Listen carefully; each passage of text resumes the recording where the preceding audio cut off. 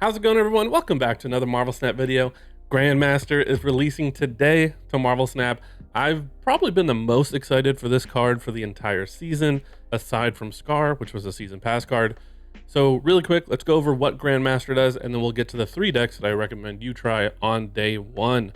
So Grandmaster is a 2-cost, 0 power with an on reveal. Move one of your other on reveal cards here to the middle location. Its ability happens again. So you play Grandmaster on one of the left or the right locations. I don't believe he triggers if you play him in the middle. I'm not 100% sure on that though. Gonna have to test it out for yourself. But you play him on one of the 2 side locations. It'll move one of your on reveals to the middle, and then it will trigger in the middle. So what do I think about Grandmaster? I think he has potential. I think if you're tight on tokens, if you're tight on caches, I don't think this is an insta buy. I think you should wait a few days and see what people come up with and see where he lands. For me, I know a lot of people are excited about him, and I'm excited because of the crazy stuff that he can do. But for me, I think he's just gonna slot in okay in a lot of different decks. And I don't know if he's gonna make those decks better or significantly better to the point where he's really necessary to buy. So if you're on a budget, again, just wait a few days, but I am really excited for him. I'm excited to see what people come up with. Let's get to the decks that I have for you guys today. The first one is a Silver Surfer deck. Now, this is the deck that I've been playing. I'm a big fan of this one. It's really fun. It's unique. You get some big cards with Dakin and Sebastian Shaw. But really, any Surfer shell is going to work with Grandmaster. The idea, of course, being able to copy, say, Brood. If you play them on the right location, you play Grandmaster, Brood will move to the middle, make you some more 3-drops. Obviously, to copy Silver Surfer on the last turn, you play Silver Surfer, play Grandmaster, you get a second Silver Surfer. And then, of course, in this list, you can copy Dakin, Nakia, Absorbing Man, all that kind of stuff. The reason why I really like him in this list is because with this version of Surfer, on turn 5, on turn 6, sorry. On turn 6, you're looking to play generally a 1-drop and then 2 3-drops. A lot of times you're playing Nova into Killmonger, or the Dakin shard into Killmonger, or Nova Colleen to discard the shard and then 2 3-drops. So you're trying to slot in 1-drops a lot on the last turn, assuming you play Sarah on turn 5. And Grandmaster gives you another 1-drop that is really effective to drop on turn 6. So what your turn 6 can potentially look like is a Colleen to discard the Dakin shard, a Killmonger, Silver Surfer, and then a Grandmaster to try to hit that Silver Surfer again and get another trigger out of it.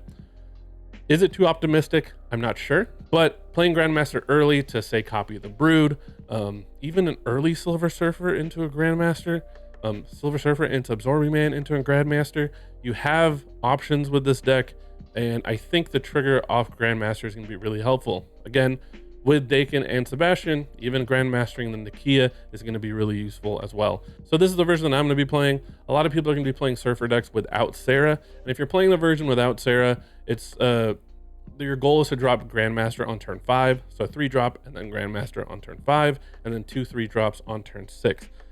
If you're not playing Sarah, it's probably going to be a different shell than this Dakin, Sebastian Shaw, Killmonger type of a shell, and more things like Gladiator, and some of your other 3-drops. The next deck we're going to look at is Mr. Negative. This is your standard Mr. Negative list with Grandmaster slotted in. Instead of Null, you're playing Grandmaster. I don't know if that's the correct swap. You may want to swap out something else here. I've seen lists where Zabu or Ravana was taken out, but I think just having Zabu and Ravana, both of them, to have the consistency to get Mr. Negative out on 3 is going to be key.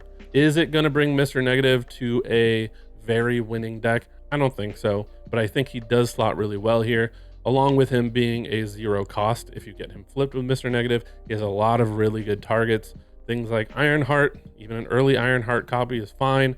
White Tiger, there's some crazy stuff you can do where if you play a Black Panther in a lane and then you Arnim Zola, a 0-cost Arnim Zola onto the Black Panther lane, it gets hit towards middle. You can play Grandmaster on the Arnim Zola lane, have the Arnim Zola go middle, hit the Black Panther that just moved there, and you can see how that can kind of get out of hand. So again, a really fun deck. I don't know if it's going to be like a top meta deck or anything. I highly doubt it. But Mr. Negative is a spot where Grandmaster needs to be tested, and he slots in perfectly. And the last list is, of course, Bounce. This is probably the deck or the shell that has the most promise for Grandmaster.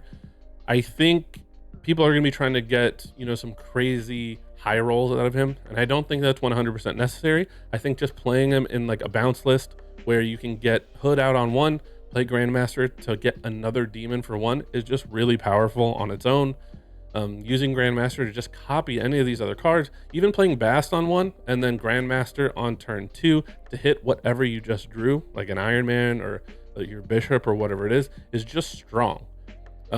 Obviously the key, or what you're going for, is to try to hit your Falcon or your Beast to try to get an extra trigger out of those cards. But that's kind of your high roll, and I don't think that's going to be super consistent. However, being able to get a second Falcon or a second Beast in a bounce list and just adding to that consistency of the list and not having to heavily rely on getting both of them at some point, and you can kind of reuse one of their triggers, I think is really key. And I think it can bring Bounce back into the meta. And obviously this Bounce list is the Bishop Hitmonkey with Mysterio, this type of a list. We're straying away from that Werewolf Bounce list that we've been seeing. And so this is the deck that I think has the most promise. I don't know if Grandmaster is going to take Silver Surfer to a top meta list, especially with the meta list that we have out right now. I don't think it's going to take Negative there. Both of these decks will be really good, and I think they're very promising, but I think Bounce has the most potential to squeeze its way somewhere into the meta and find where it slots in.